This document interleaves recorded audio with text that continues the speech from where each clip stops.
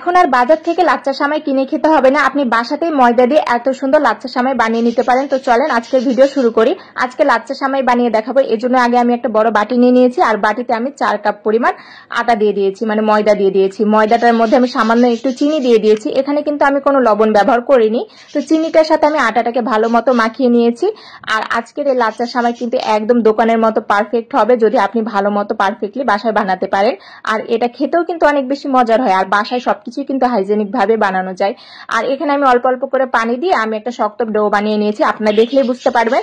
তো আমি চিনিটার সাথে আটাটাকে ভালো মতো মাখিয়ে অল্প অল্প করে পানি দিয়ে এরকম শক্ত ডো বানিয়ে নিয়েছি, এবং শক্ত ডো থেকে আমি ছোট ছোট লেচি কেটে নিচ্ছি। মানে আমি যে কয়টা সেমাই বানাবো ঠিক সেরকম ভাবে আমি ছোট ছোট লেচি কেটে নিয়েছি, আর সেগুলোকে হাত দিয়ে ভালো মতো একদম গোল গোল করে রেখে দিলাম। আর একটা ডো আমি ফুড কালার দিয়ে দিব। আপনারা না চাইলে এটা অ্যাভয়েড করতে পারেন, যেহেতু বাসায় বানাচ্ছেন আপনারা বাইরের কোনো কিছু ব্যবহার না করলেই পারেন। আর আমি একটু ভিডিও করছি, এজন্য কালারিং এর জন্য আমি একটা ফুড কালার ব্যবহার করলাম, আর বাকিগুলো আমি সাদাই রেখেছি। তারপর কিছুক্ষণ ঢাকনা দিয়ে ঢেকে এটাকে রেস্টে রাখবো প্রায় 5 মিনিট। আর এই ফাঁকে আমি সেমাইটা যেখানে বানাবো আমি সেটা এখন তৈরি করছি। আমি এখানে 2 কাপ পরিমাণ সয়াবিন তেল দিয়ে দিয়েছি, হাফ কাপ পরিমাণ ঘি দিয়ে দিয়েছি, 1 কাপ পরিমাণ কর্নফ্লাওয়ার দিয়ে দিয়েছি। তারপর সুন্দর মতো হাত দিয়ে এটাকে মিশিয়ে নিচ্ছি। যতটা সম্ভব এটাকে ভালো মতো একদম মিশিয়ে নিতে হবে, কোনো যেন গোটা ভাব বা লাঞ্চ না থাকে। তো সুন্দর মতো এটাকে আমি মিশিয়ে নিয়েছি। তারপর এখানে আমি যে ডোগুলো রেখেছিলাম সেগুলোকে আমি ডোনাট শেপ করে দিচ্ছি, মানে ডোনাটের মতো করে দিচ্ছি। ডোনাটের মতো করে এভাবে একটা করে আমি কিছুক্ষণ চুবিয়ে রাখবো এখানে, মানে একদম আধ ঘন্টা মতো আমি এখানে চুবিয়ে রাখবো এই ডোনাট গুলোকে। দেখতে একদম ডোনাটের মতো, এর জন্য আমি ডোনাট বলছি। তারপর 30 মিনিট মতো এখানে চুবিয়ে রাখতে হবে এই ডোনাট গুলোকে। 30 মিনিট মতো রাখার পরে মাঝে মাঝে কিন্তু এভাবে চামচ দিয়ে তাদের উপরে এই কর্নফ্লাওয়ারের মিশ্রণটা দিয়ে দিতে হবে, তাহলে কিন্তু খুব তাড়াতাড়ি সফট হয়ে যাবে।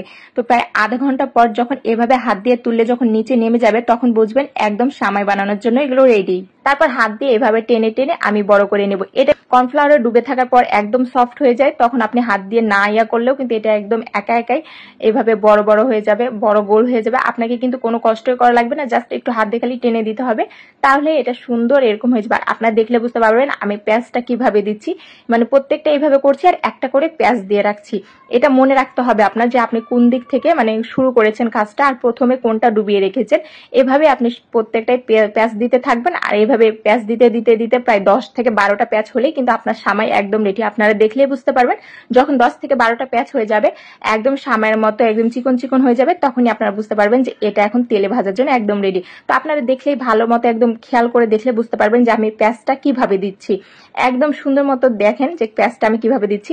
হাত দিয়ে দিয়ে আগে লম্বা করে নিচ্ছি, তারপর এভাবে পেঁয়াজটা দিয়ে নিচ্ছি। আমি প্রত্যেকটা এভাবে পেঁয়াজ দিয়ে নিয়েছি। আর যখন এটা রেডি হয়ে গেছে ঠিক দেখলেই বুঝতে পারবেন যে এটা রেডি হয়ে গেছে, একদম ছিঁড়ে ছিঁড়ে যাবে। ঠিক ওই সময় আপনি একটা করে প্লেটে নিয়ে তারপর এটাকে তেলে ভেজে নেবেন। এভাবেই ঠিক প্রত্যেকটাই একটার পর একটা পেঁয়াজ দিয়ে আমি রেখে দিচ্ছিলাম। তারপরে দেখবেন যে এভাবে ছিঁড়ে ছিঁড়ে যখন আসবে একদম চিকন হয়ে যাবে, তখনই বুঝবেন যে এটা একদম তেলে ভাজার জন্য একদম পারফেক্ট। আর তেলে ভাজলেই কিন্তু আমাদের সেমাই একদম রেডি। আমার এগুলো রেডি হয়ে গেছে। এখন আমি একটা করে প্লেটে নিয়ে নিলাম। তারপর এই প্লেটে নেওয়ার পর এগুলোকে আমি এখন তেলে ভেজে নেব। আমি ওইদিকে একটা চুলাতে তেলটাকে গরম করে নিয়েছিলাম ভালো মতো, এবং গরম তেলের মধ্যে আমি এখন একটা করে সেমাই দিয়ে দিব। তেলে দেওয়ার পরে তো একদম ছড়িয়ে অনেক বেশি বড় বড় হয়ে যায়, তখন তো দেখতে অনেক বেশি ভালো লাগে। তেলে দেওয়ার পরে একটা কাঁটা চামচের সাহায্যে আমি সুন্দর মতো এটাকে একটা ছড়িয়ে দিব। ছড়িয়ে দিলে কিন্তু অনেক বেশি বড় হয় আর একটু মানে মচমচে হয় বেশি। তো আমি এভাবে ছড়িয়ে দিচ্ছিলাম। তো ছড়িয়ে দেওয়ার পরে এপিট ওপিট ভালো মতো আমি ভেজে নিয়েছি, একদম লাল লাল করে ভেজে নেওয়ার পর দেখেন আমার সেমাইটা কিন্তু একদম তৈরি হয়ে গেছে। আর আজকের এই সেমাই কিন্তু আজকে আমরা বানিয়ে খেয়েছিলাম, এত বেশি মজা হয়েছে, খেয়ে তো বোঝাই যাচ্ছে না যে আজকে বাসায় বানানো সেমাই। তো এভাবে আমি প্রত্যেকটাকে এখন একটা করে প্লেটে নিয়ে নিব, আর নিয়ে নেওয়ার পরে আমি গরম তেলে এটাকে ভেজে নিব। এভাবে আমি ঠিক প্রত্যেকটা সেমাই আজকে বাসায় বানিয়ে নিয়েছি। আপনারাও চাইলে কিন্তু বাজারে ভেজাল যুক্ত জিনিস খাওয়ার চাইতে বাসায় কিন্তু এরকম হাইজেনিক ভাবে সেমাইগুলো বানিয়ে নিতে পারেন। আর যেটা ফুড কালার দিয়ে রেখেছিলাম, ফুড কালারের সেমাইটাও কিন্তু এখন আমি ভেজে নিচ্ছি। তো এটাও আমি ঠিক কাঁটা চামচ দিয়ে একটু এলোমেলো করে দিচ্ছি, মানে ছড়িয়ে দিচ্ছি, তাহলে কিন্তু সেমাইটা অনেক বেশি মচমচি হয়। আর এই সেমাইটা কিন্তু আপনি 2-3 মাস পর্যন্ত সংরক্ষণ করে খেতে পারেন। এটা কিন্তু 2-3 মাসে আপনার অনেক বেশি মচমচে থাকে। আপনারা দেখলে বুঝতে পারবেন যে সেমাইগুলো কত বেশি সুন্দর হয়েছে। তো আজকের ভিডিওটি যদি ভালো লেগে থাকে অবশ্যই একটা শেয়ার করে দিবেন। আর আজকের ভিডিওটি এ পর্যন্তই। যার যার ভালো লেগেছে অবশ্যই কমেন্টে জানাবেন। আরো অনেক নতুন নতুন খাবারের রেসিপি পেতে আমার পেজটাকে একটা ফলো দিয়ে যাবেন। সবাইকে অনেক অনেক ধন্যবাদ।